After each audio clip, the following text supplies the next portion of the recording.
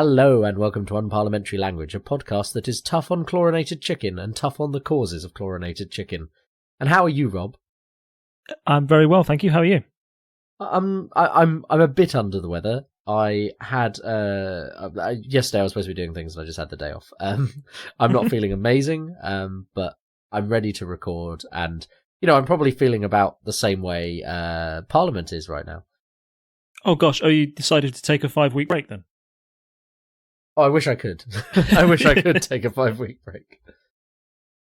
So our main story tonight is, what hasn't happened? Maybe not this week. This week has been quieter, but not as quiet as you would expect when Parliament's not been sitting.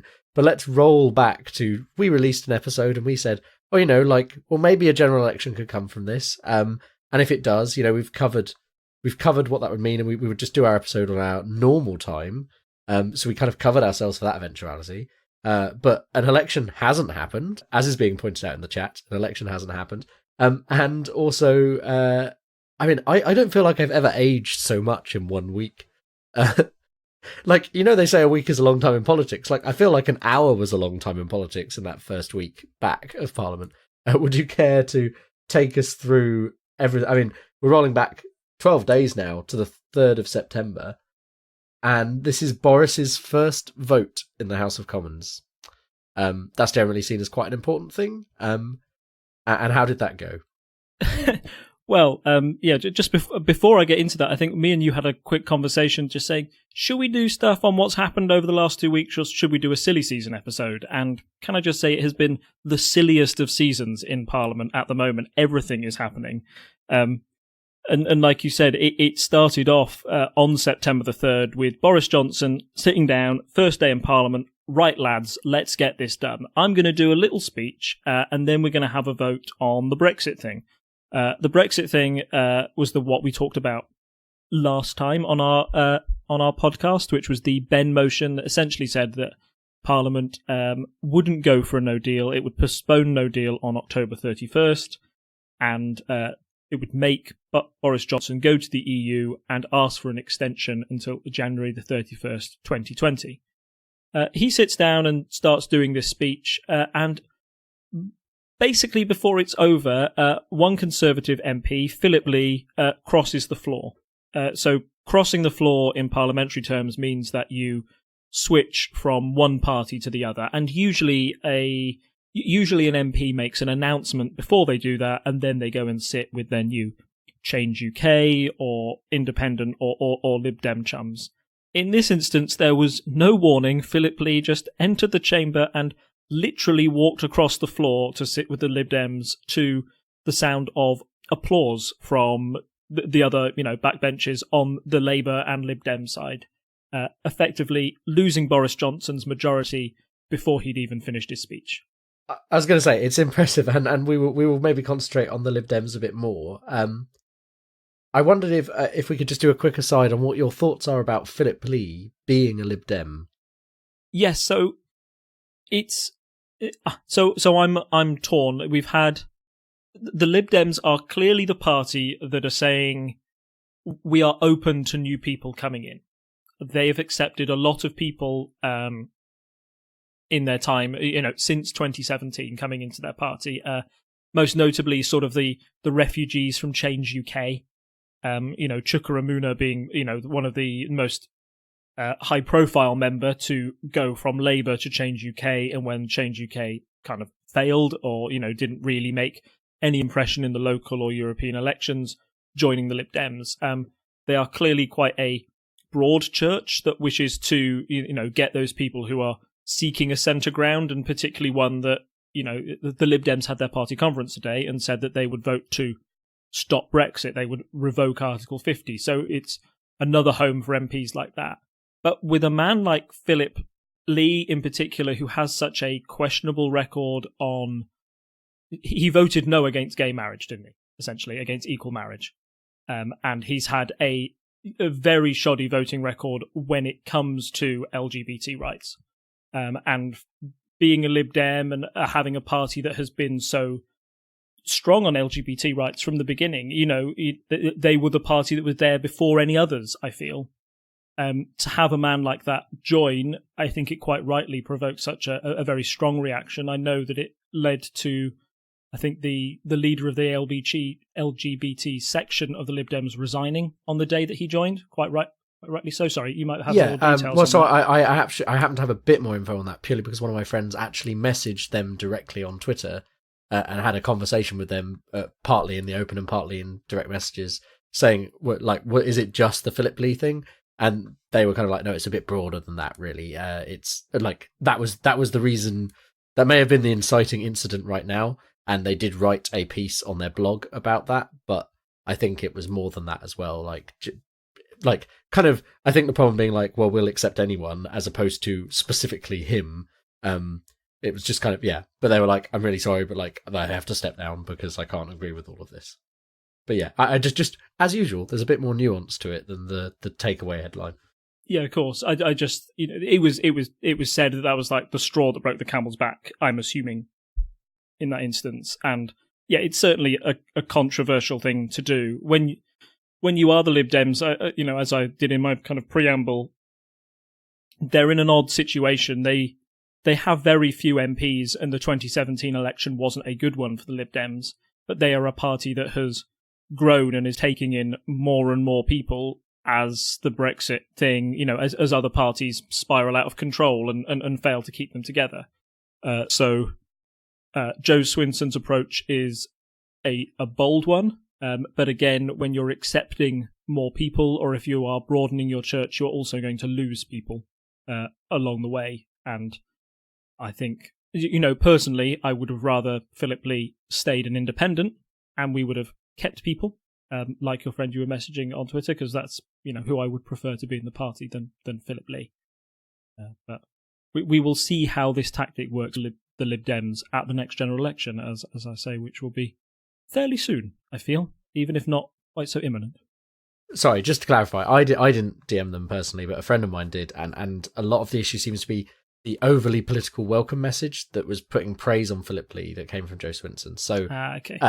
I think if you can find that website, you can find that message, and it is, and I think it probably ties into the fact that Joe Swinson was one of those people who was in the coalition. So I think there's that's the kind of thing that fills me unease as well, that this could be doing stuff purely for political gain. And I get that that's how politicians work, but also you feel like, the Lib Dems try and fill that kind of middle ground, and it does come across as a bit like, oh, we'll take anyone. It's, oh, you're great because we're welcoming you to the Lib Dems. And I'd love to say that someone could join the Lib Dems and be, I'd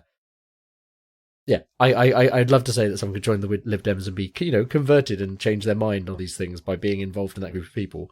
But often I think you have to look at the voting record of someone and see where they stand. So I think it's kind of like, oh, he's so great because X, Y, and Z. And I'm sure he has done some good things, but also on this side of things that we care about, that's pretty bad. And it's an interesting line to walk. And I think we'll get to this later on, but as you said, a lot of people have been joining the Lib Dems recently. And I do feel somewhat like the next Change UK person to join, who has a strong LGBT rights record, was kind of almost like, it was like a day or two later, almost to kind of try and deal with that criticism. But the problem is you've still got that person in the party, haven't you? So precisely, yeah. And I think the Lib Dems have always stood for quite a few issues. Like I said, LGBT rights is something they've always been very strong on as a party right from the beginning. So you don't want to start undermining some of your core principles just because you're trying to invite more people into the party. There was, I think I mentioned it. It was Stephen Bush actually who writes for the New Statesman, saying that he found it bizarre that Vince Cable was on there sort of lamenting the fact that Philip Hammond wasn't in the Conservatives, and if only he could find a home. He was saying it was odd to see Vince Cable talk that way about Philip Hammond when he knew of the personal struggles that there had been in the coalition between Vince Cable and Philip Hammond on a very personal level in there, like how much politics has changed since 2015 and now who is willing to take people into their party. A lot of things have changed, and the way that goes now, it will define a lot of politics as we see it over the next 2 years. I suppose moving back then to where we were, had a bit of a side there about the Lib Dems, and they will come up a lot, right. as I mentioned in this week's episode. So he moves across the floor. So that meant Boris no longer had a majority. Is that correct? That is correct. He was now an official majority, but there was an independent guy who still essentially voted with the Tories on everything. I've forgotten his name, but he gets mentioned every time someone talks about majority, because a lot of this, a point I'm not sure if I've made on the podcast, but I've discussed with a few people online, is that the majority is all well and good when you're talking about traditional party line stuff. When we're talking Brexit, it could mean nothing. Like, it depends on the vote. I mean, if it's a vote where Labour will often vote against something Boris is doing because that's what the party's doing, but there's freedom there if it's a vote on Brexit itself for the Brexiteer Labour Party members to vote differently. So it's a functional majority a lot of the time, but maybe not always, with that change to a zero majority on paper. Yeah, precisely. But it is at least it's a little personally embarrassing for the Prime Minister to say that he's lost his majority within an hour of actually sitting in the chamber. So it's the maths of it is. So yeah, Boris has had this, very public humiliation right at the start. He carries on, and then they go ahead to it's all building up to the vote to see if Parliament will adopt this amendment to the bill that says that Boris has to go to the EU and demand an extension.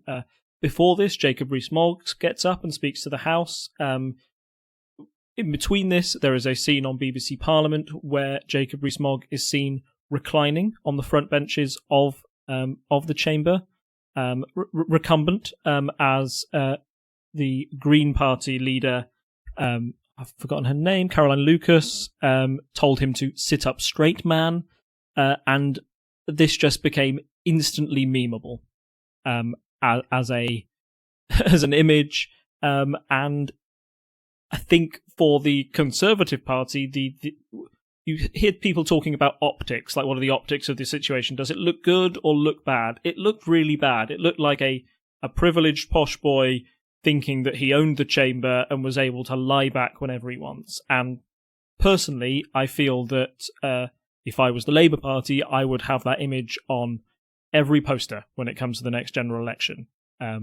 I think even the pressure group led by donkeys, who are the ones who were publishing the tweets of Leave campaigners before the referendum, kind of say, like, look, they promised you this and they haven't delivered it. They projected on the side of Edinburgh Castle an image of Jacob Rees-Mogg lying back on the front bench, and underneath it just said "lying Tory" along the bottom. So there's a lot of potential memeable stuff. Well, I was going to say that the best one is that he has turned up in leak form, and he's turned up in leak form as Jacob Leaksmog at a Onion show. So yeah, that'll definitely be in the show notes. Go and enjoy that picture. That's hilarious. So Jacob does that. Then they go on to the actual vote itself, which Boris Johnson loses. As we've been talking on the podcast before, he was expected to lose this, and he lost it because there were a lot of Conservatives that went against him. That list of 22 that were going to go vote against, they all did. And as a result, they immediately lost the whip and became independents.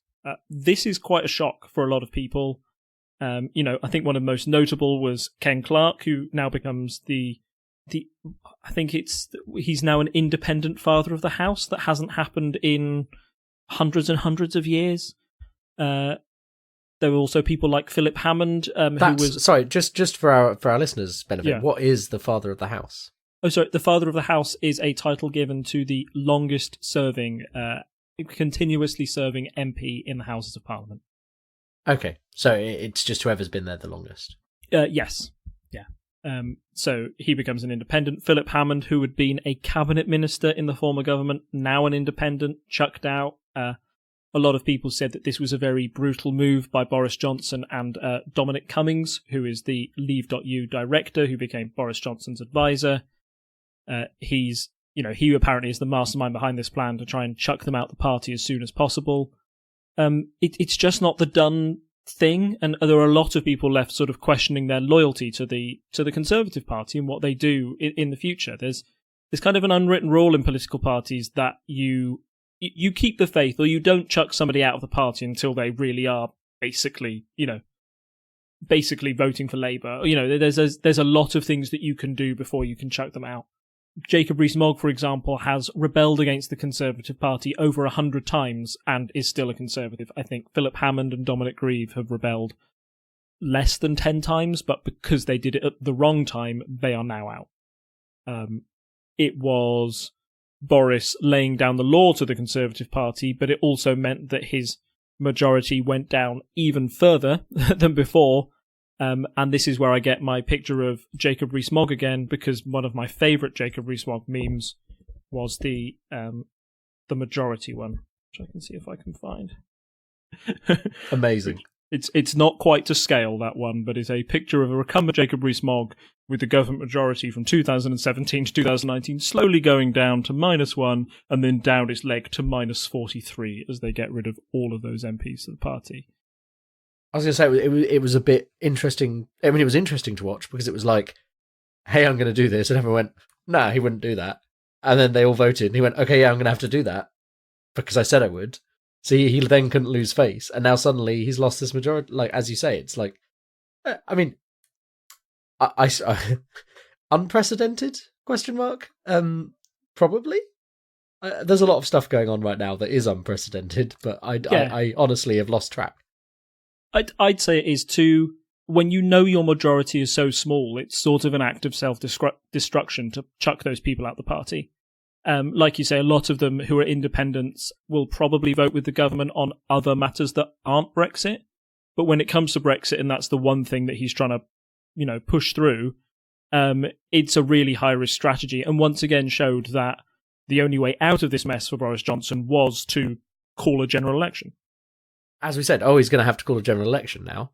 And we said there were several things that could happen to cause him to call a general election. So he was like, okay, I need to call a general election.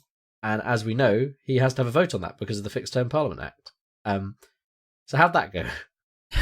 So he schedules a vote for the next day, September 4th. So we're still on the Boris timeline of you've lost a majority by 1, you've lost your first Commons vote, you're now down to a majority of -47 in the Commons. It's okay. You can turn it around come Prime Minister's questions. So this is the chance for him to show off Boris's famous verbal dexterity, his skill. He was a host on Have I Got News For You? He was Mayor of London. Of course he's going to be great at this. As it turned out, he was really rubbish. And I was surprised by how rubbish he was. His performance was blustering, but not in a funny way. He shouted into the mic, which is kind of a rookie PMQs mistake. He swore in the House. He was talking about Labour's economic policy. He described it as shit. He got told off by the Speaker because he referred to Jeremy Corbyn and not the Right Honourable Gentleman across from him, so he was breaking parliamentary procedure. And again, I mean, Boris has been in Parliament for a long time. It's not like he is a new up-and-coming person who's suddenly become PM. He's been there for a long time. He knows how this works. So, it's a shock that he would do it so badly. I think ultimately it's, when it comes to PMQs, it's not the debating halls at Eton. It's not that kind of student union style, back and forth. You've got to be Prime Minister of the country, and that comes with some responsibilities that Boris doesn't seem to have a handle on yet. I've talked about, it was said in another piece that I read that Boris Johnson's speaking skill once worked because he was a bit like a toddler at a nativity play. He knew the words he wanted to say, but he struggled to get them out. And as a member of the audience, you really wanted him to succeed. You wanted him to get those words out. So therefore, that's why people thought, Boris Johnson, he's a bit of an idiot, but, I like him. He's affable. Now at PMQs, and now when he's doing speeches and he can't get the words out, he just looks like a bumbling idiot. He looks like a buffoon. He's got less people out there rooting for him and more people who are wanting him to fail. So when he struggles, then he's not getting that sort of sympathetic feeling about him anymore. And I think that became very apparent during PMQs. he also had some of his past catch up to him, I think. There was a brilliant moment where, content warning for racism, but he famously made a comment about hijabs looking like letterboxes, which was obviously at the time, I think he had to give a formal apology. One of his many formal apologies in the Telegraph, yes. I think after him... who hasn't he offended? But that's a particularly bad one. I'll try and find the clip to put in the show notes, but there's a brilliant clip of him being taken to town by one of the Labour MPs, who I think was a Sikh MP, but was just like, this is not okay. Yeah, and to do that on day one, to say, look, you might be Prime Minister, but you've done these things in the past and you need to be held accountable, which is kind of what PMQs is all about. It's about holding the Prime Minister and the executive to account. That was a very powerful speech that garnered a lot of support from across both benches. And Boris's excuse or his retort of, I'm just defending liberal free speech, I think really fell flat again. So that's definitely a clip worth seeking out and will be the type of attacks that Boris Johnson has to expect at Prime Minister's questions. I think it's one of the great things about the British political system that the Prime Minister is held to account weekly. I think a lot of people in the US would like to see a similar style of debate happening with Trump. Trump goes to the House of Representatives every so often to sort of open it, but is free from any personal questions from the floor. Boris Johnson has to answer questions from MPs as they come in PMQs. So he can't dodge that or sidestep that like he used to. So he's going to have to get a lot better at responding or be a better Prime Minister, essentially. Just a bit of live follow-up from the chat. It was not a hijab, it was niqabs and burqas, which are importantly distinct, and I have got this wrong before, and I apologise. It's not okay what he said, regardless of what it was about. So, yes. So, after PMQs came the second and third readings of that of the bill, the Ben bill that had come before, and again, the government lost both the second reading and the third reading, meaning that it would now pass to the House of Lords. So now Boris Johnson knows that if it goes through the Lords, it will be passed into law. He's going to have to go to the EU and demand this extension. So his grand plan is to demand a general election. He can do this under the terms of the Fixed Term Parliament Act. However, Parliament needs to pass it with a 2/3 majority. Which, given the majority he has... given the majority he had at that point in time, seemed unlikely. But however, I think, as you'll remember last week, I was saying, he'll get that general election, because why would Labour not call an election? Why would they not want to do that? You know, they were in a very poor position when Theresa May tried to call one last time, and they said, yeah, bring it on. I was expecting them to do it right over again. So what happened, Tom? Well, Labour mostly abstained, so it's important to point out here that it's a 2/3 majority of all MPs, not a 2/3 majority of those who vote. So abstentions are tantamount to voting against, essentially. Yeah, most of Labour abstained, I think. Did any of them vote for? I think it was either against or abstentions, right? I think 3 voted for. Let me see if I can grab the... There's commonsvote.digiminister, which is a great site. I'll put that in the chat. That gives you the results of all the votes and tells you who voted for what. There will be an early parliamentary general election. There were 268 for, 56 against, of which... there were some Labour. Oh, yeah, K2E. The usual suspects. Ronnie Campbell, Kate Hoey, and... the other one. Stephen Hepburn. Yeah, those 3 are quite prominent Brexiteers in the Labour Party who seem to vote with the Conservatives on every Brexit matter. So, yeah, there were 3 Labour MPs who voted for it, but But still, a 2/3 majority when you don't have a majority, quite tricky. Yes.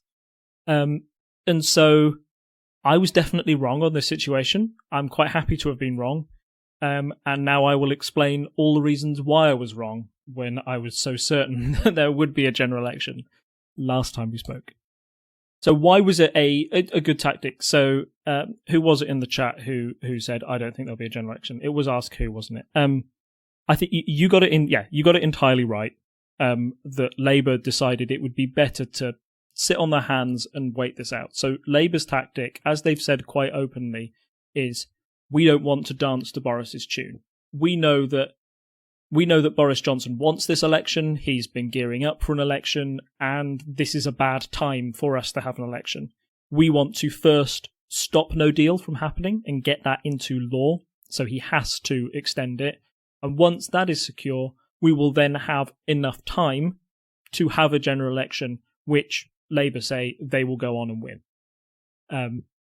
This seems like a fairly good strategy because it means that Boris Johnson doesn't have to run, Boris Johnson isn't given the opportunity to run down the clock on this even more.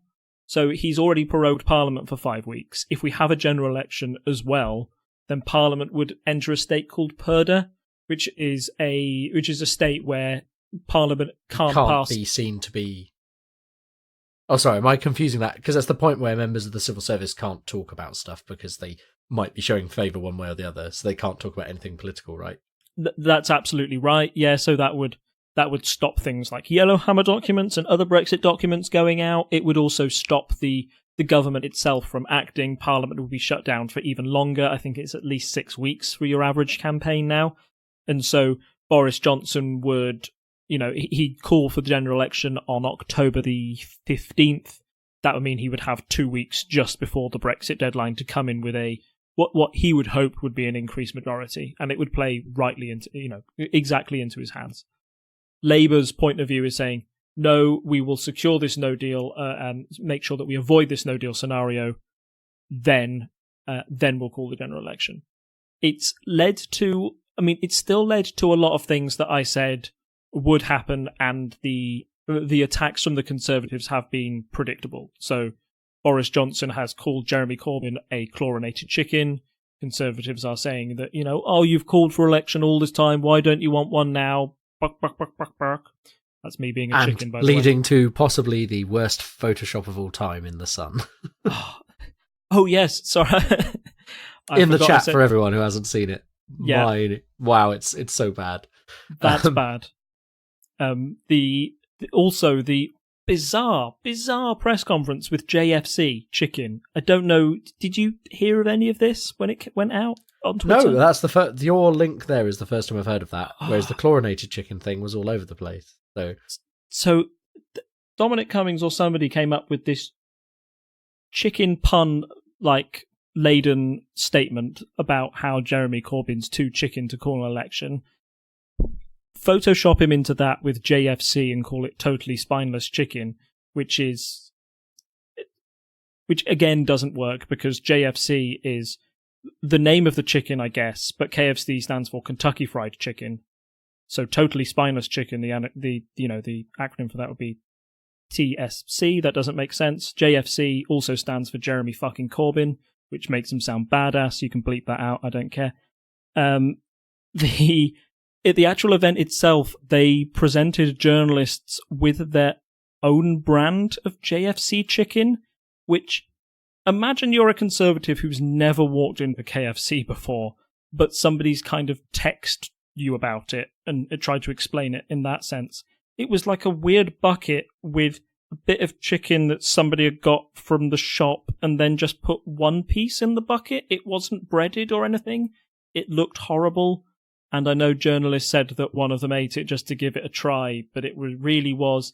I think all the journalists in the room were sort of looking at each other going, is this really happening? Yeah, it just looked particularly bad chicken. Journalists were thinking, is this something out of the thick of it? And the fact that KFC clapped back by saying this is KFC, not LBC, don't at me, was also embarrassing. So it's showing that the Conservatives' kind of childish tactics on this are backfiring slightly. And ultimately, because Labour have said, no, we'll call an election once this no deal thing's sorted out, once an election is called and Labour have voted for it, the whole chicken argument goes out the window. It's not important. That doesn't feature in an election campaign. It's only a very small boost at the moment to the Conservatives saying, buck, buck, buck. So, yeah, the tactics from the Conservatives have been poor here, and Labour certainly haven't been baited into calling that general election yet, and I don't think they will be. that's 2 days we've covered. We've been recording for a while. It's just like... Just so you know. Sorry. No, that's not to you. That's to the listener who will hear an edited version of this where I've had to streamline it and everything. But we'll see. Well, I'll talk about that a bit later as well. So September 5th. Could Boris Johnson do any worse? Yes, is the answer. So, Joe Johnson. Sounds like a name we might have mentioned before. Brother of Boris Johnson. What did he do on September the 5th? He stepped down as a minister, saying that he was torn between family and national interest, in a move where many joked that he'd resigned to spend less time with his family. The brother of Boris Johnson stepping away, basically saying, sorry, brah, I can't do this, after a mere 2 days in government is very embarrassing for Boris personally, and a lot of people say that hit him quite hard. It was a shock, and Joe Johnson has gone on to say that he will probably step down as an MP when the next election comes round. But it was another example of how those around Boris were losing faith with him, particularly those who he'd tried to keep on board. We've always said that Boris is quite Brexity, but there were a couple of Remainers within his cabinet who had stuck with him on the promise that he was going to get a deal, and he genuinely believed in getting a deal for the country. As those sort of arguments slipped away, more people felt that they just couldn't, in their conscience, stay in a government like that, so decided to leave. So Joe Johnson leaving was a big body blow for Johnson. After that, he also did a speech at a police academy up north. The one thing I have to say about that speech is bad optics. Yes. Standing in front. Now, I know, I this is no offence to the police officers who are there. That's like a training academy, of course. But getting the Prime Minister giving a speech with a wall of people in police uniform behind him definitely sends the wrong message when you glance at it. If you actually watch the speech, it's very clear what's happening. But out of context, it doesn't look great. No. See, that picture that's been posted there looks fine because there are police watching him talk. But I've seen versions of it where it's just him with police behind him, like a wall of police. And I don't think they were doctored, just, differently cropped, which is a whole other thing about how the media does stuff. But it wasn't necessarily the best optics. No, and the speech itself was bad. There was a clip that did the rounds of him trying to say the rights, you do not have to say anything, but if you do, then, it'll be taken down. He rambled on for about 55 seconds, which is more than I ramble on, so very impressive, Boris. And he rambled on so long, in fact, over the whole thing, that a police officer fainted behind him, which is, again, bad optics. Theresa May had letters fall off behind her, but having actual people dropping like flies behind you is probably worse. So, at the end of that day, the 5th of September, 3 days into official parliament going on, Boris Johnson has had maybe a PMQs and this speech go terribly badly for him, sort of like car crash bad, and has lost every single vote that he's had in the House of Commons so far. Not a great time for the PM so far. Couldn't get any worse, could it? Yeah, you'd say that. And then the weekend happened. Yes, so nothing bad can happen over the weekend, right? Boris Johnson is thinking, at least it's the week. Be fine. Be fine. Just then, out of the blue, a former ally of Theresa May, Amber Rudd, resigned from her ministerial role too, and in doing so, she said that she resigned the Conservative whip as well. This was another person who'd been quite strongly Remain. She'd kept the Boris line up until that point, but the fact that she resigned on the Saturday, essentially so she could go on the Sunday morning programmes, in particularly Andrew Marr, and talk about her reasons for leaving the Boris Johnson government so soon, really showed that Boris had caused quite a massive rift within the Conservative Party.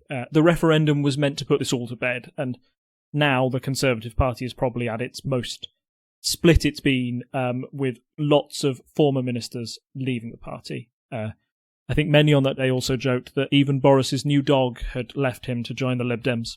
Yes, so, it was a bad time overall for Boris, and I think it was only going to get worse. And that brings us to what would have been Monday, which is September 9th, the last day of Parliament before it's prorogued. There's a lot going on here as well. So he wants to go for another general election vote on. I'm not 100% sure about the reasoning for that. You might be able to give me a better explanation of why he thought that was a good idea, or was it just kind of to show that he still wanted a general election? Is that the idea, do we think? Or did he actually think he might be able to get that vote through? I don't think he could get it through. I think it was another last chance to kind of say, can I bait enough Labour people into doing this? Maybe if I go to the country after Parliament's back and saying, look, Labour not only once turned down my offer of general election, but twice, maybe that'll have double the impact. But no, it just made him lose another vote he was going to lose. Also, he lost another crucial vote, which was tangentially related to Brexit. There had been a lot of fuss about Parliament being prorogued so early, and there were challenges in the court, and people knew that there were papers within the government that may give some details about that that could help judges. And many people thought it was in the national interest to see if Boris Johnson had, in fact, misled the Queen over the proroguing of Parliament.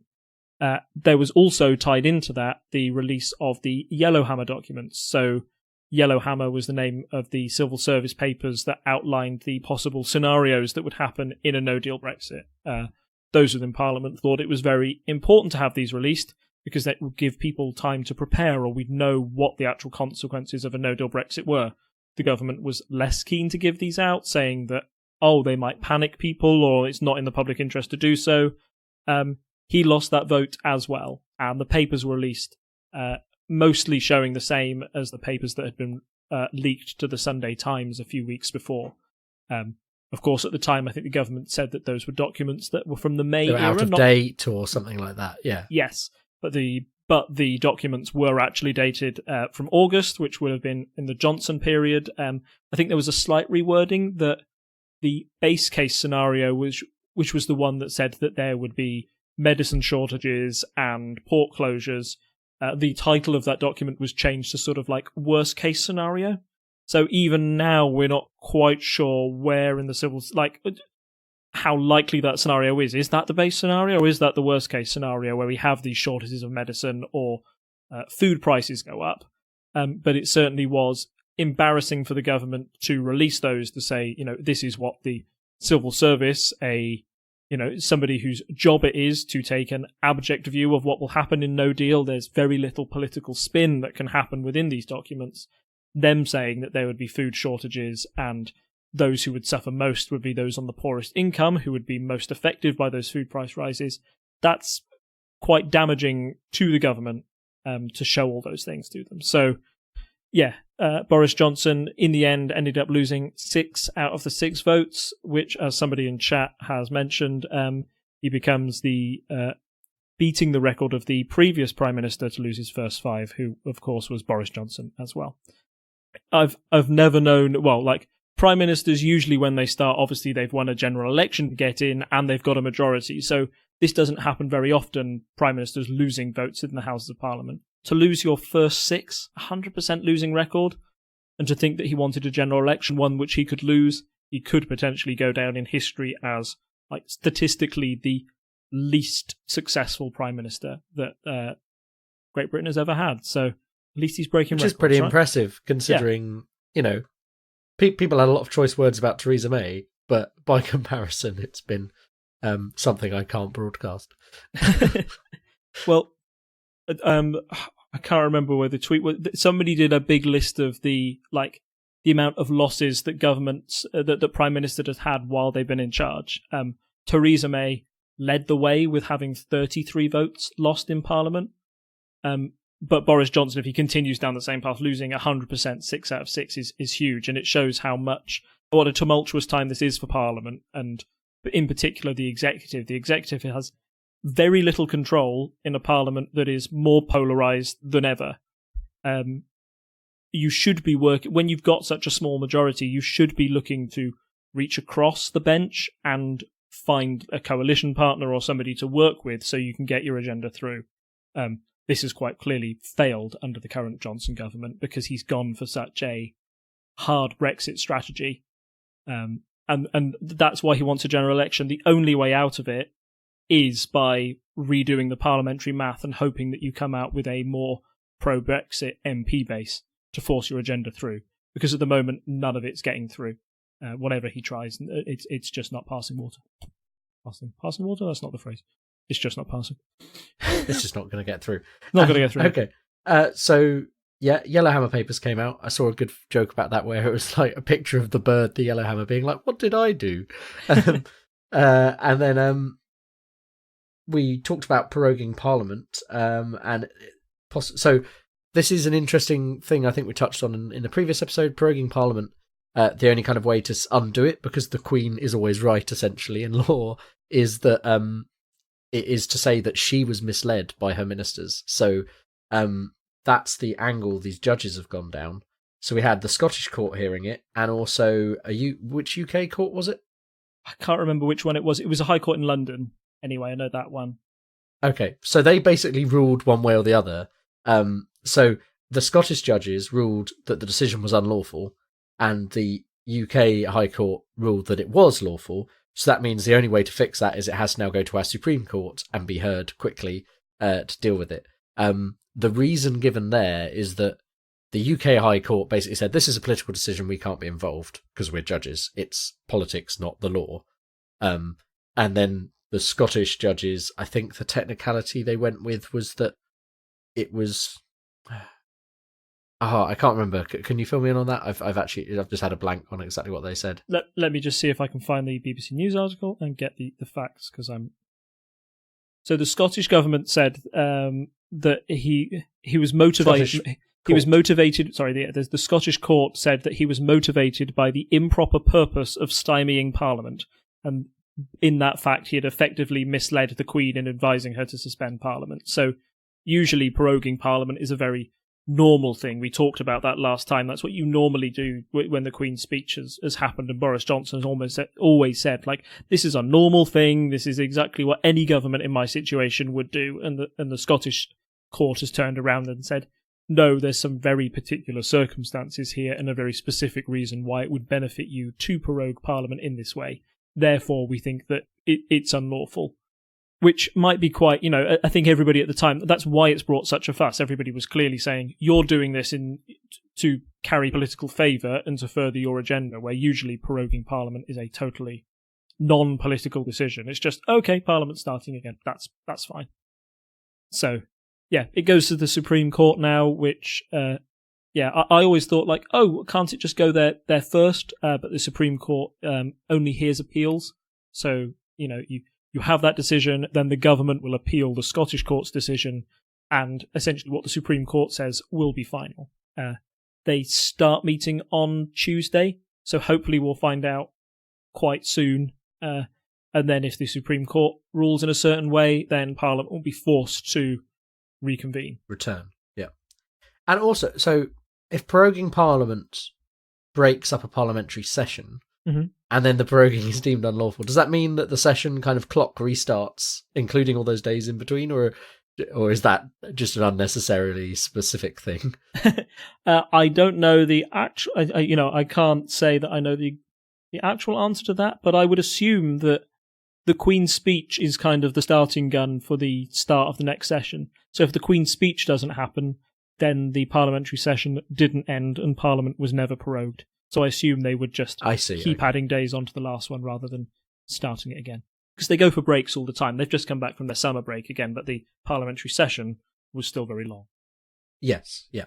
And then that also led to stories of people turning up and MPs and so on turning back up in Parliament and like doing the stuff they're allowed to do while Parliament is prorogued and being like, well, we're still here.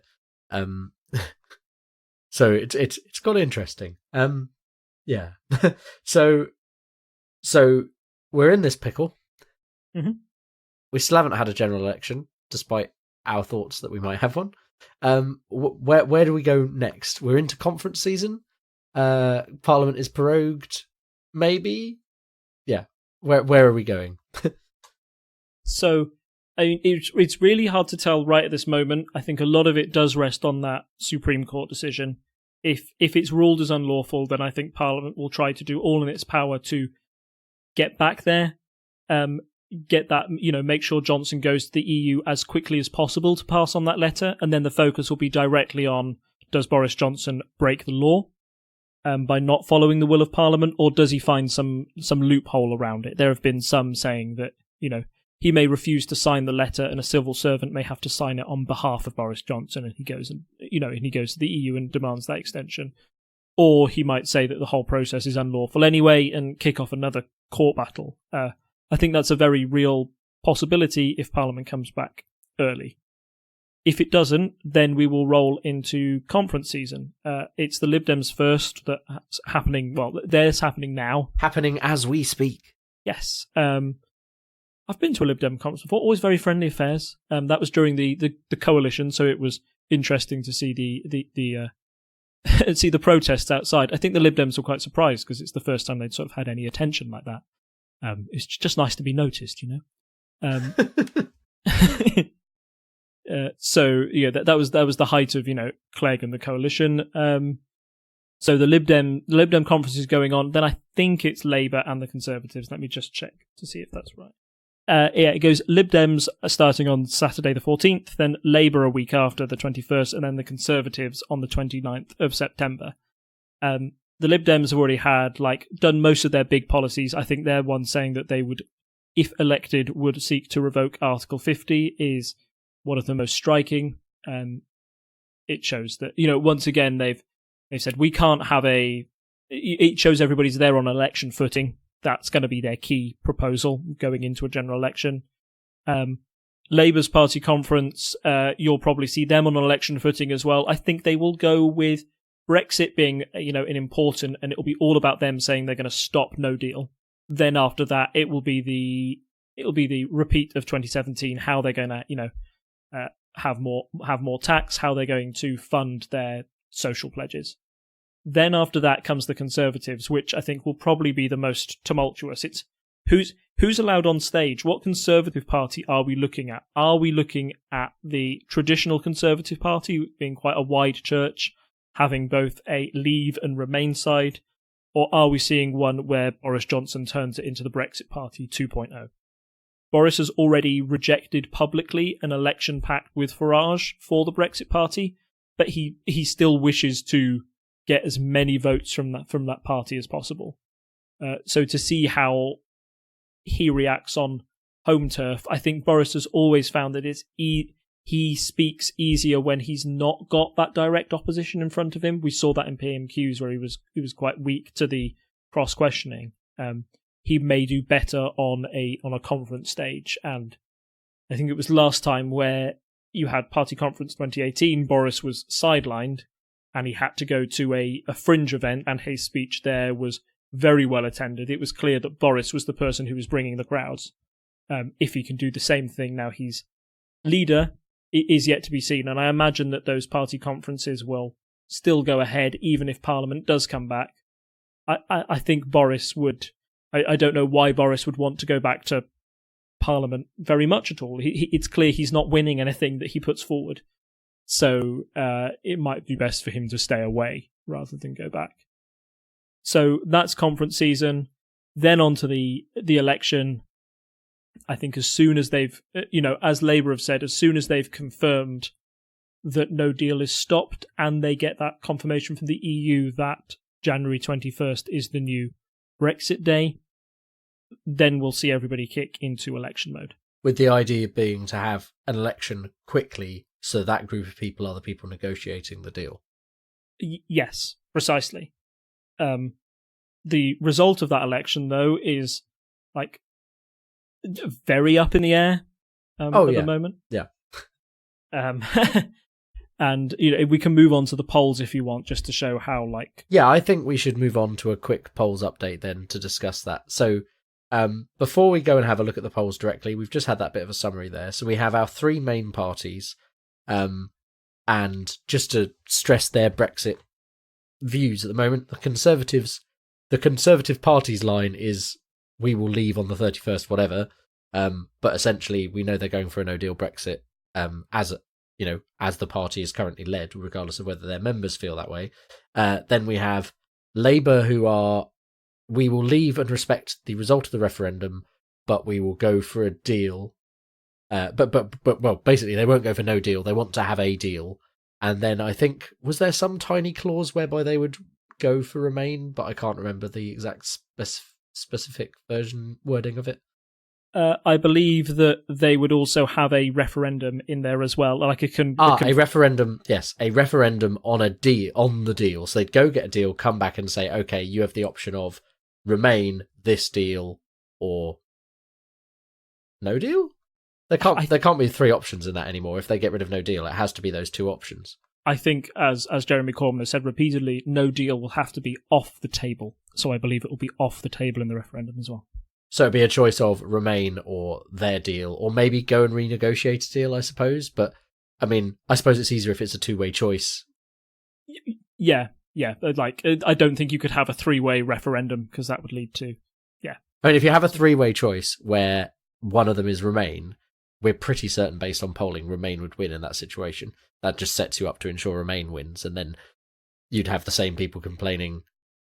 You would just get in this endless cycle of referendums, whereas at least if we say, here's the deal or here's Remain, I'm sure some people will be upset if it ended up Remain, but at least you could say we had a proper vote on that as well.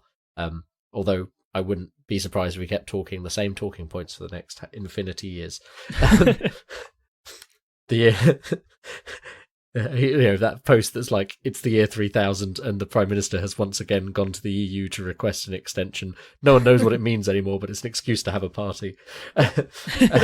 Our third party, the Lib Dems. 2 points to mention. So the Lib Dems had already said they were a Remain party, but they have officially voted in favour of a policy to cancel Brexit and revoke Article 50 if they take power.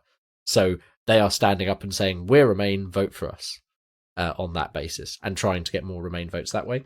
And another thing to mention, since this Parliament started, we mentioned a lot of people have been slowly going across the Lib Dems, members of Change UK being like, oh, I don't want to be Change UK, or some independents being like, I don't want to be independent, and also a few Conservatives who lost the whip moving across.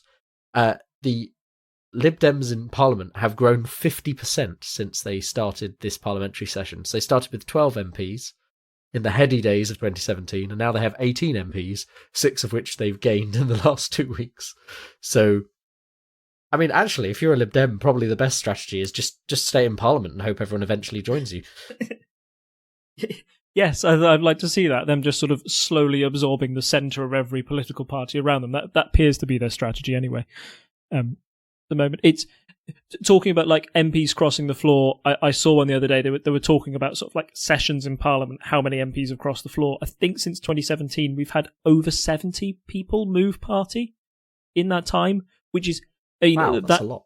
That number is slightly inflated by the fact that some people are counted twice. So, for example, Chuka Umunna went from Labour to from Labour to Change UK, then from Change UK to the Lib Dems, and some people like Lucina Berger went from Labour to Change to the Independents to then become Lib Dems. So that counts as 3 moves, even though it's one person. So a very complicated chess game.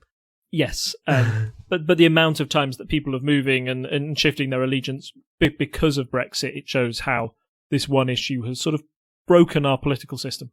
It doesn't seem to function with Brexit as a variable. It just breaks down. So I suppose we're going to come into the polls here. So the current standings, which is from the 10th, because as we said before, this trails by a little way. Conservatives, polls update jingle. I don't know. I'll come up with a better song next time. We do need a polls update jingle, though. Suggestions on a postcard. When my voice is better, I'm happy to sing it. Throw something in. So, yeah. Conservatives, 32.8%, Labour, 24.5%, Lib Dems, 19%, Brexit Party, 13.2%, and Greens, 4.4%. UKIP and Change UK are still technically tracked, but they've fallen off the bottom 5 now. I mean, they had probably fallen off the bottom 5 last time we spoke, but I mean, I think it's safe to say that Change UK is dead.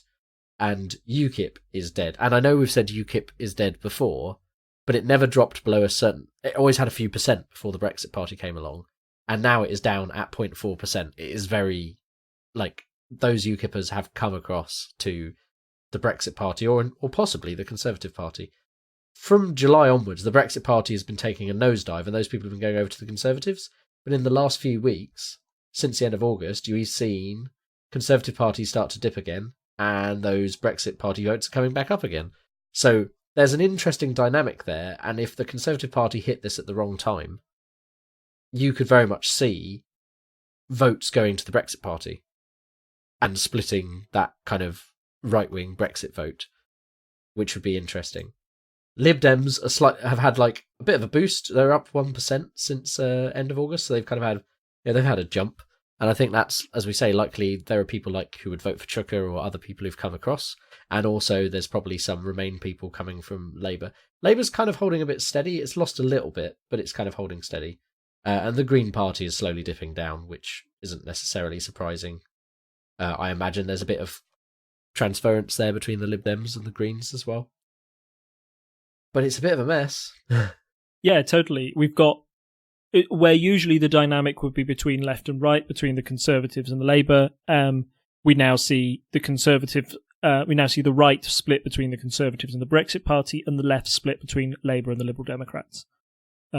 If any one of those parties, if Labour could absorb all of the Liberal Democrat votes, then that would put them on, let me do some quick math in my head, 43%. If the Conservatives adapted all of the Brexit Party votes, that would put them on 46%. So if you do it like that, it looks very, very close. But politics doesn't work like that. People aren't going to have these, great alliances. So any one of these parties could benefit from the other's misfortune. And it's kind of a race to see who can slip up first. The Conservatives will be really worried again that Boris Johnson has talked about October 31st. If he is undermined and if he is forced to go to the EU and extend this, then that will once again undermine the whole Conservative project, and you'll see a lot of people jump across to the Brexit Party, I feel. The other important thing to just point out about the polling at the moment is that, so traditionally, polls kind of converge around a similar feeling. They all go, you look at the polls and you say, how come from all those independent polling companies, all of them have the Conservatives ahead by 6 points, for example? If you just scroll down and have a look, you've got some people like YouGov and Kantar who have been polling since like the 6th of September and the 9th of September. So through this Boris Johnson crisis, they've got the Conservatives on plus 14. So that seems mad that they could be 14 points ahead of Labour despite all of the things that have gone wrong for Boris Johnson. However, you look at the ComRes poll and the Delta poll from the 7th of September and the 8th, and they've got the Conservatives on +1 and +3 respectively, with Labour only, very closely behind. The fact that we've got such a difference in these polling companies suggests that a lot of different possibilities are there come a general election. Usually you can look at polls and say, yeah, the Conservatives are probably going to win this, or, vice versa. Now I would really struggle to know where I put my money. I think the Lib Dem, the surprising rise of the Lib Dems and how consistently they've been able to keep their poll numbers, it rose a lot during the EU and the local elections. The fact they've been able to keep those people on board and they haven't just slipped back to Labour is really impressive. As a party, for the party as a whole. However, they're playing a dangerous game where if they split the vote on the left and the Conservatives get in because Labour and the Lib Dems split the vote between them, then it could lead to a no-deal Brexit, which is exactly against what the Lib Dems actually want. So I think the next point in the polls to see where they change is through that general election campaign, or when one is called. Are people prepared to vote tactically in their area to stop the Conservatives getting in? Because that's usually what happens during elections. People vote tactically to stop a party getting in, or to associate another one. It's being a Lib Dem voter, I'm very familiar with this practice. So do we have any feeling on, because I suppose this is something that would be good to delve into in